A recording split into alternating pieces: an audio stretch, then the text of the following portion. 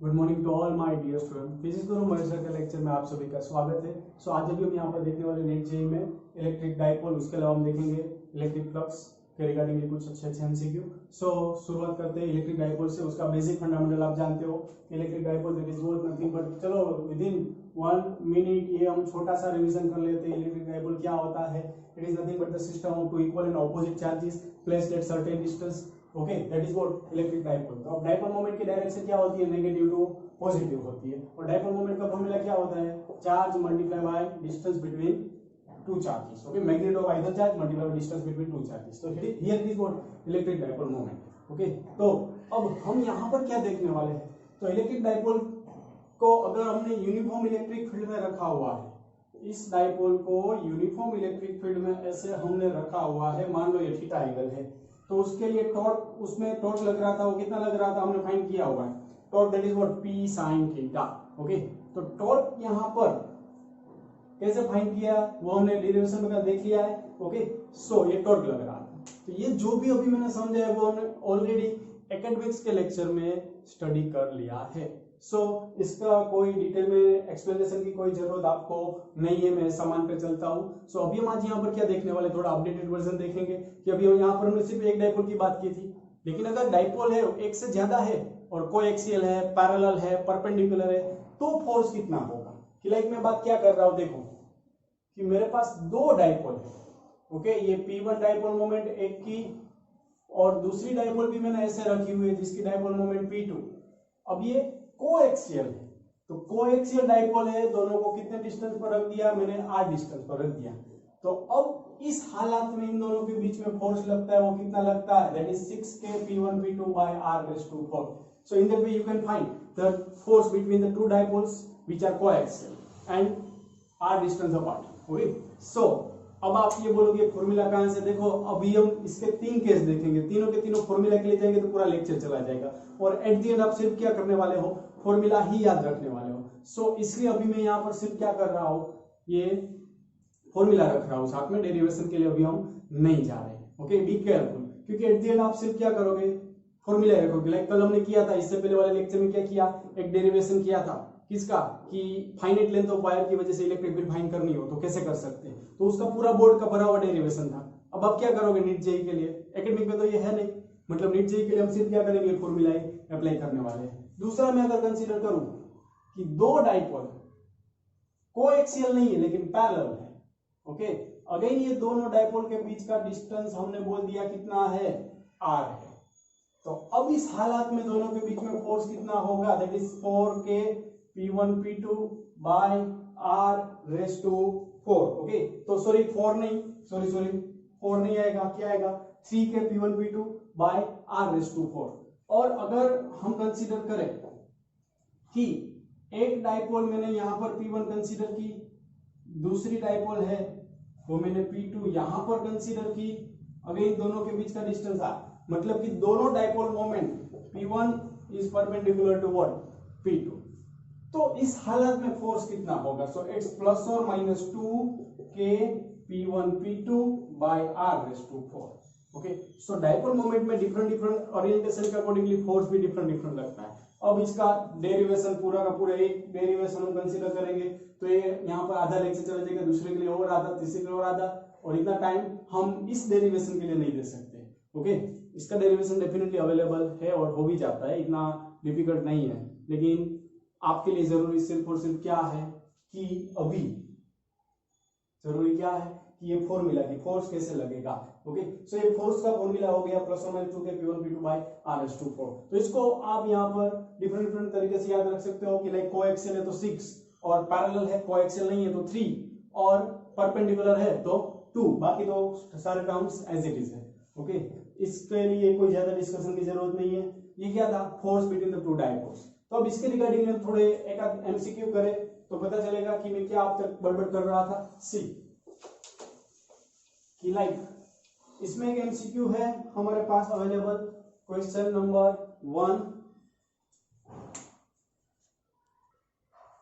सो अब हमें यहाँ पर क्या दिया हुआ है कि दो डाइपोल है, वो एक सेम डायरेक्शन में है, डाइपोल मोमेंट है वो सेम डायरेक्शन में है और कोएक्सियल है, एक ही लाइन में है, और डाइपोल मोमेंट दिया हुआ है 6.2 × 10⁻³ किलोमीटर, डिस्टेंस दिया हुआ है 10⁻⁸, फोर्स फाइंड करना है। तो देखो कोएक्सियल बोला है, मतलब कि दोनों की एक्सिस सेम होगी, तो 1, 2 और 3 केस है, उसमें से कौन सा आएगा, डेफिनेटली कौन सा आएगा, फर्स्ट वन केस आएगा कि दो डायपोल को सेम डायरेक्शन में और कोएक्सियली है, ऐसा बोला है। सेम डायरेक्शन बोले और कोएक्सियली ना बोले तो ये वाला केस आएगा, लेकिन कोएक्सियली जब भी बोला जाए तो ये पहला वाला केस आएगा। तो इसमें हमें फाइंड क्या करना है, force between the two dipole find करना। सो ओके, इन दोनों के बीच में फोर्स कितना लगेगा, सो फोर्स का फॉर्मूला लगा दो, F = what 6K P1 P2 by R⁴, okay, और डिस्टेंस दिया हुआ है 10⁻⁸ मीटर है। सो 6K मतलब 9 × 10⁹, P1 P2, अभी ये निकल रहा हूं बाजू वाला अनरिक्वायर्ड पोर्शन। सो ये P1 कितना है 6.2 × 10⁻³ अगेन P2 भी सेम है, सो डिवाइड बाय R⁴, सो 10⁻² कितना आएगा 10⁻⁻8, उसका 4 पावर 8 4 32, ओके। सो अब इसका सॉल्यूशन हमें करना है। तो फाइनली आप यहाँ पर ऐसे टाइम के क्वेश्चन में पावर सेट कर लो, यहाँ से तो आपको आंसर मिल ही जाएगा, ओके। ये थोड़ा कैलकुलेशन बढ़ जाएगा यहाँ से कि 6.2 6.2 9 और 6 ये 3 दफा आया, ओके। लेकिन आप कंसीडर करो 6 का क्यूब तो 216 होगा, 216 × 9 तो 21 पॉइंट, तो सारे ऑप्शन 21 का राउंड ही है, मतलब आपको इसमें क्या करना है, पावर सेट करना है, ओके। सो -3 -3 -6 9 -6 3 और 32 ऊपर जाएगा, सो 35, ओके। सो 35 से ज्यादा वाला ऑप्शन आएगा, मतलब 35 से ज्यादा वाला आप देख सकते हो सिर्फ एक ऑप्शन है। तो एमसीक्यू विदाउट डूइंग कैलकुलेशन यहां से हो जाता है, ओके। काफी ऐसे एमसीक्यू होते हैं कि हम यहां से छोड़ देते हैं, हम ये सोचते हैं कि टाइम कितना लगेगा, ज्यादा लगेगा, चलो रहने देते, लेकिन आपने भी यहाँ पर देखा कि मैंने क्या किया, इसके बाद का नेक्स्ट स्टेप किया ही नहीं, सिर्फ क्या ऑब्जर्व किया, ऑप्शन क्या है और यहाँ पर क्या पॉसिबिलिटीज है, दैट्स इट। मैंने यहाँ पर सिर्फ पावर सेट किया और 35 10⁻34 से ऊपर वाला एक ही ऑप्शन है, फिर सोचना ही नहीं है, लेकिन आप पावर में कंफर्म होने चाहिए, ओके। सो इसके अलावा हम एक और एमसीक्यू देखें डायपोल मोमेंट के रिगार्डिंग ही है कि हमें यहाँ पर दिया हुआ है Q Q एंड -2, ये तीन चार्जेस है इक्विलेटरल ट्रायंगल की साइड से, मतलब ये मैंने ऐसे अरेंज कर दिए, चलो ओके, ये -2Q, ये Q और ये भी Q। तो इसके लिए रिजल्टेंट डायपोल मोमेंट फाइंड करना है, इस सिस्टम का रिजल्टेंट डायपोल मोमेंट।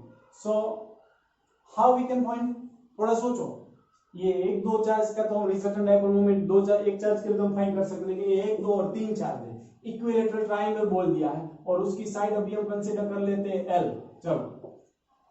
सो इसके लिए रिजल्टेंट डायपोल मोमेंट के लिए ऑप्शन चलो मैं कंसीडर करता हूं 2QL, दूसरा √3QL, तीसरा √2QL और चौथा 0, चलो।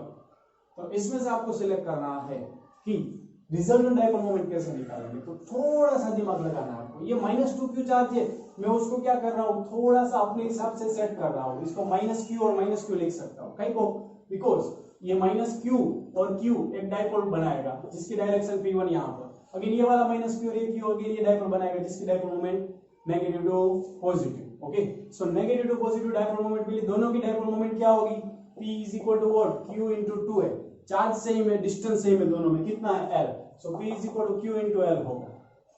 सो it's what, it's a case of resultant vector.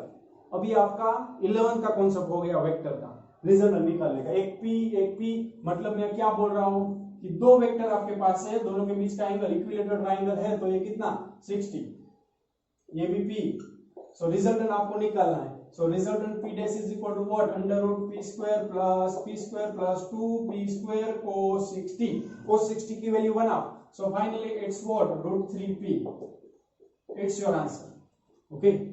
सो देखो डायपोल में काफी इजी न्यूमेरिकल है, इसमें कोई चिंता की बात नहीं है, जब भी कोई भी न्यूमेरिकल होगा क्वाड्रुपल का तो आप ऐसे ही सॉल्व करोगे, ओके, कोई चिंता की बात नहीं है। अब नेक्स्ट हम देखें इसके जैसा ही, चलो इसी कॉन्सेप्ट पे बेस ताकि और क्लियर हो जाए, अच्छा क्लियर हो जाए। तो नेक्स्ट अभी हम देखें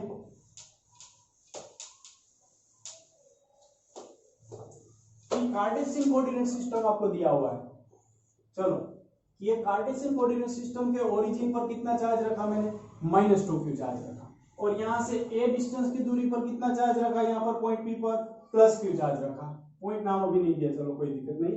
और अगेन y एक्सिस पर कितना चार्ज रखा, ये a,0,0 पर, ये 0,a,0 पर q चार्ज रखा। तो अगेन आपको यहाँ पर फाइंड क्या करना है, रिजल्टेंट डाइपोल मोमेंट फाइंड करना है और उसकी डायरेक्शन फाइंड करनी है। तो रिजल्टेंट डाइपोल मोमेंट के लिए हम क्या कर सकते हैं, तो देखो ये -2q चार्ज है, अब आप भली बात ही जान गए हो कि -2q चार्ज होता है, तो उसको क्या करेंगे, दो चार्ज इसमें कंसीडर करेंगे, यहाँ पर -q, यहाँ पर -q, मतलब पहले वाले की डाइपोल मोमेंट p यहाँ पर, ये दूसरी वाली यहाँ पर, तो दो वेक्टर 90 डिग्री पर है, रिजल्टेंट निकालना है, लेकिन यहाँ पर एंगल कितना है 90 डिग्री, तो रिजल्टेंट यहाँ पर मान लो मिला p डैश, तो वो कितना मिलेगा, तो p dash is equal to √p² plus p², cos 90 तो 0 हो जाएगा, यहाँ पर रखेंगे तो, so it's how much, √2p, it's your answer. Okay, और मान लेते हैं डिस्टेंस a है, so it's what, √2 times of dipole moment का formula charge multiply by perpendicular distance, so it's your answer. और डायरेक्शन क्या आएगी, इसके कोऑर्डिनेट सिस्टम अगर हम दिखाए तो a,0, ओके दैट्स इट। और एंगल अगर हम दिखाना चाहे तो कितना आएगा, 45 डिग्री, क्यों, क्योंकि tan थीटा लगा दो, y/x कंपोनेंट मिल ही जाएगा, क्योंकि p और p सेम। सो देखो आप कि डाइपोल मोमेंट में इतनी चिंता की बात नहीं है, ओके, लेकिन इलेक्ट्रिक फील्ड के और इलेक्ट्रिक फ्लक्स के न्यूमेरिकल जब भी पूछे जाए तो आपको प्रॉपर लाइटली कभी जिंदगी में मत लेना, ओके, लाइटली आपको वो न्यूमेरिकल नहीं लेना है। सो अब हम यहाँ पर देखेंगे उसके अलावा के न्यूमेरिकल। सो अभी हम देखेंगे यहाँ पर इलेक्ट्रिक फ्लक्स। तो इलेक्ट्रिक फ्लक्स के आप सभी भली भांति जानते हो कि number of field lines crossing perpendicular to the given cross sectional area, that is what electric flux. कुछ समझ में नहीं है, जाने दो। इलेक्ट्रिक फ्लक्स को हम किसके साथ दिखाते हैं, फाई के साथ, that is nothing but E dot F। बस इतना समझ में आए तो काफी है, okay. It is nothing but the dot product of electric field and area vector. Actually definition नहीं है, लेकिन मैथमेटिकली आप इससे याद रख सकते हो। So flux phi is equal to what, EA cos theta, okay. अब हम यहाँ पर आगे बढ़े तो फ्लक्स का फॉर्मूला हम जान गए हैं, उसमें थीटा क्या है, it is nothing but the angle between electric field and area vector. Area कैसे निकालते हैं कि लाइक ये गिवन सरफेस है मेरे पास, तो उसका एरिया कैसे निकालूंगा, perpendicular to the given cross section. लेकिन अगर ऐसे है और इलेक्ट्रिक फील्ड इस तरीके से, तो एरिया कहां पर निकला, ये एरिया निकला। गिवन सरफेस से परपेंडिकुलर बनाना है गिवन क्रॉस सेक्शन हो उससे, ओके, तो वहां से हमें क्या मिलेगा, एरिया। ना अब ये एंगल थीटा है, तो इलेक्ट्रिक फील्ड का component E cos theta. So finally formula क्या आ गया, EA cos थीटा। तो ये फ्लक्स का थोड़ा बहुत बेसिक जो आपने थियरी में भी देखा हुआ है, वो मैं सिर्फ विद इन 1 और 2 मिनट्स कंप्लीट करूंगा। सो डोंट वरी, मैं ज्यादा नहीं पकाने वाला हूं। अब आगे बढ़े तो पॉजिटिव फ्लक्स या पॉजिटिव चार्ज होता है, उसमें से फील्ड लाइंस कहां पर होती है, आउटवर्ड होती है। और नेगेटिव चार्ज होता है तो उसमें फील्ड लाइंस क्या होती है, इनवर्ड होती है। तो पॉजिटिव फ्लक्स का मतलब क्या होगा, जब भी फील्ड लाइंस आउटवर्ड हो, गिवन सरफेस से आउटवर्ड जा रही हो, तो उसको हम क्या बोलेंगे, पॉजिटिव फ्लक्स। गिवन सरफेस के लिए फील्ड लाइंस अगर उसमें से आउटवर्ड जा रही हो, तो उसको हम क्या बोलेंगे, पॉजिटिव फ्लक्स। और गिवन सरफेस में फील्ड लाइंस आ रही है उसके अंदर, तो उसको हम क्या बोलेंगे, नेगेटिव फ्लक्स। तो ये ध्यान रखना, ओके। नेगेटिव फ्लक्स और पॉजिटिव का क्यों ये डिफरेंस हुआ, क्योंकि थीटा आप देखो कि इस सरफेस के लिए एरिया वेक्टर तो बाहर की साइड है, इलेक्ट्रिक फील्ड अंदर की साइड है, तो थीटा कितना हुआ, it's 180। लेकिन अगर इलेक्ट्रिक फील्ड लाइंस बाहर है, एरिया वेक्टर भी बाहर मिलेगा, तो थीटा कितना आएगा, 0 डिग्री आएगा, ओके। सो राइटिंग पर अभी मत जाना, अभी यहाँ पर ये इतना इंपॉर्टेंट नहीं है, लेकिन मालूम होना चाहिए। पॉजिटिव फ्लक्स मतलब थीटा कितना, यहाँ से भी रख सकते हो, थीटा 0 होगा तो फ्लक्स का फॉर्मूला E है, और थीटा अगर 180 हुआ, फ्लक्स का फॉर्मूला माइनस E है, दैट्स इट, ओके। सो गंदे राइटिंग पर मत जाना ना। अब हम आगे बढ़े तो फ्लक्स के लिए जो सबसे इंपॉर्टेंट है, उसका माता पिता दोस्त सब कुछ, वो कौन है, Gauss, okay, Gauss law. Without Gauss law flux is nothing, okay. जैसे सागर के बिना किनारा मुमकिन नहीं, उसके अलावा हम कंसीडर करें तो पानी के बिना जीवन मुमकिन नहीं, वैसे ही फ्लक्स से उसको समझना है तो गोस लॉ के अलावा मुमकिन नहीं है, ओके। सो गोस लॉ क्या कहता है, it is nothing but it gives the flux regarding given closed surface, that is what, E dot dA is equal to summation of Q by epsilon naught। जितना पॉसिबल है उतना मैथमेटिकली जाओ गोल्स लॉ के लिए। Okay, सिर्फ इतना समझना है, close integration of E dot D is equal to what, summation of Q by epsilon. Close integration का मतलब क्या है, गिवन क्लोज सरफेस की बात कर रहे हैं। Okay, so it's what goals law. अब सिंपल सी चीज हम यहाँ पर देखें इसके लिए कि लाइक मैंने कंसीडर की बॉडी जिसमें चार्ज यहाँ पर मौजूद है, तो इस सरफेस के लिए फ्लक्स कितना हुआ, that is what Q by epsilon, that's it. लेकिन अगर यहाँ पर चार्ज इस जगह पर मौजूद है, ये मैंने थियरी सेक्शन में भी डिस्कस किया हुआ, छोटा सा रिवीजन करवा रहा हूँ। अगर यहाँ पर चार्ज इस तरीके से मौजूद है तो इस सरफेस के लिए फ्लक्स कितना हुआ, कुछ नहीं, क्योंकि इसके अंदर चार्ज कुछ है नहीं है, मतलब कितना आ गया, जीरो। सो ये बात समझना, अभी हम काफी यहाँ पर ये लॉन्ग जर्नी हमारी होने वाली है, सो बी केयरफुल। अभी मैं क्या डिस्कस कर रहा हूँ, फ्लक्स फाइंड करना है गिवन सरफेस के लिए, तो वहां पर चार्ज का होना जरूरी है। Without charge there is no flux. Okay, electric field वहां से पास होनी चाहिए। सो अब हम यहाँ पर एक अच्छा, बहुत अच्छा न्यूमेरिकल देखने वाले हैं। ओके, क्या है, चलो देखते हैं।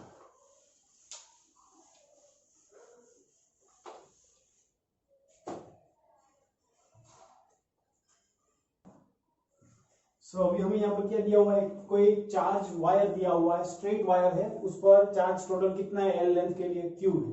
अब उसको हम बेंड करके कैसा बना रहे हैं, सेमी सर्कल बना रहे हैं, तो अब उसके सेंटर पर इलेक्ट्रिक फील्ड फाइंड करनी है। चार ऑप्शन दिए हुए हैं यहाँ पर, अनारकली, बाहुबली, चंपाकली एंड डेविल सब दिया हुआ है, तो वो हम देखेंगे क्या आएगा। तो देखो कल हमने इसका शॉर्टकट भी बनाया हुआ है, अगर आपको याद हो तो। ओके, इसका शॉर्टकट क्या बना था, वहां से भी हो सकता है कि E is equal to 2k lambda by r sin theta by 2, क्योंकि सेमी सर्कुलर आर्क हुआ, उसकी वजह से सेंटर पर हम फाइंड करने जा रहे हैं। सो फॉर्मूला क्या मिलेगा, 2k lambda by r sin theta by 2। तो यहाँ पर शॉर्टकट बनाकर अप्लाई करेंगे तो भी हो जाएगा। थीटा कितना 180, मतलब इलेक्ट्रिक फील्ड फाइंड करनी है हमें, तो it's what 2k lambda by r। लेकिन फाइनल डेटा किसके फॉर्म में दिए हुए, एल के फॉर्म में दिए हुए। So what is the relation between L and R. So आप एक चीज और जानते हो, L is equal to pi R, so R is equal to what, L by pi. So और lambda, so lambda is equal to what, charge per unit length. Lambda क्या होता है, चार्ज पर यूनिट लेंथ, तो रख दो 2k lambda मतलब q by L, charge per unit length, फिर L by pi. So finally it's what, k की value 1/4 pi epsilon naught L square और q pi. So pi pi गया, so 2 2 जा q by 2 epsilon naught l square, so it's your required fit। Okay, तो ये numerical यहाँ से थोड़ा easy बन गया। बाकी यहाँ से भी हो सकता है कि close integration of E dot dA is equal to summation of Q by epsilon naught, वहां से भी आप जा सकते हो। ओके, दो तरीके हैं इसके सोल्व करने के, लेकिन यहाँ से ये ज्यादा बेटर रहा तो यही करेंगे। ओके, सो ये दोनों तरीके से हो सकता है, गोल्स लॉ से और अप्लाई ना करे या ना करे तो भी हो जाएगा, क्योंकि फाइनली ये डेरिवेशन आया कहाँ से, गोल्स लॉ अप्लाई करने के बाद में आया। सो बी केयरफुल। अगेन ये आपके लिए फॉर्मूला बन गया, लेकिन फॉर्मूला याद रखने की इसमें जरूरत नहीं है, ये इंस्टेंटली 2 स्टेप में हो जाता है। ओके, सो ये क्वेश्चन में था, क्या फाइंड किया, इलेक्ट्रिक फील्ड। अब हम दूसरा ऐसा ही भयंकर क्वेश्चन देखने वाले हैं, ऑल टाइम फेवरेट। सो अब हम यहाँ पर नेक्स्ट ब्यूटीफुल क्वेश्चन देखने वाले हैं, जिसमें दिया हुआ है स्फेरिकल चार्ज डिस्ट्रीब्यूशन दिया हुआ है, मतलब इट्स अबाउट अ स्फीयर के लिए क्वेश्चन है ये, जिसमें डेंसिटी, चार्ज डेंसिटी कांस्टेंट नहीं है, charge density with respect to distance vary हो रही है। Rho R that is rho naught 5/4 minus R by capital R, और यहाँ पर लिखा हुआ है up to R is equal to R, ये फॉर्मूला लगेगा। ओके, स्मॉल आर से क्या है, कम है, लेकिन उसके बाहर में जाऊंगा, मतलब आपको ये क्वेश्चन दिया हुआ कि ये स्फीयर है जिसका रेडियस कितना है, आर है, लेकिन उसके बाहर में गया कोई भी पॉइंट पर तो चार्ज डेंसिटी 0 आ जाएगी, मतलब उसके बाहर कोई चार्ज नहीं है। इसका मतलब ये हुआ R greater than R, rho R is equal to 0। Okay, ये वॉल्यूमेट्रिक चार्ज डेंसिटी दी गई है। सो इलेक्ट्रिक फील्ड हमें फाइंड करनी है इसके अंदर कोई भी पॉइंट पर, स्मॉल आर डिस्टेंस पर। तो सबसे पहले मैं क्या कर रहा हूं, ध्यान रखना, स्मॉल आर डिस्टेंस पर फाइंड करनी है। मान लो कि मुझे यहां पर फाइंड करनी है स्मॉल आर पर, तो सबसे पहले मैं एक विड्थ कंसीडर कर रहा हूं। कितनी विड्थ कंसीडर कर रहा हूं, तो मैं यहां पर डी आर विड्थ कंसीडर कर रहा हूं। तो ये विड्थ हमने बोला जैसे कि ये डी आर विड्थ है और ये ओरिजिन। ओके, हमें इस कैपिटल आर के अंदर कोई भी पॉइंट पर फाइंड करेंगे, ये सिर्फ हमने कंसीडरेशन किया हुआ है। ओके, ये हमने कंसीडर किया कि आर डिस्टेंस पर डी आर विड्थ है। ओके, क्योंकि हमें यहाँ पर जरूरत किसकी है, तो देखो ये सोल्व होगा इलेक्ट्रिक फील्ड वाला क्वेश्चन, तो कहां से होगा, E dot dA is equal to nothing but Q by epsilon naught, summation of Q by epsilon naught. तो इसके लिए मुझे जरूरत किसकी पड़ने वाली है, चार्ज Q टोटल कितना है इससे r डिस्टेंस की दूरी पर, इससे r डिस्टेंस की दूरी पर चार्ज Q कितना है वो मुझे फाइंड करना पड़ेगा। सो बी केयरफुल, ओके। ये काफी अच्छा नहीं, मेरी एमसीक्यू है, ऑल टाइम फेवरेट क्वेश्चन भी है। तो अब हम यहाँ पर क्या करेंगे, हमारा टारगेट सिर्फ एक ही है इस क्वेश्चन में कि स्मॉल चार्ज Q फाइंड करना है। तो देखो आप एक और चीज जानते हो कि volumetric charge density rho that is nothing but dq by dv, charge distributed per unit volume. So छोटा सा charge dq it is nothing but rho into dv, okay. तो rho that is what, rho naught 5/4 minus small r by capital R into dv हम लगाना चाहते हैं। So dv is equal to what, तो sphere के लिए इसके लिए हमने छोटी सी विड्थ कंसीडर की, तो वॉल्यूम का फॉर्मूला होता है एरिया इनटू लेंथ। तो r डिस्टेंस के लिए इसका एरिया कितना हो जाएगा 4/r² और लेंथ कितनी हो गई dr, ओके।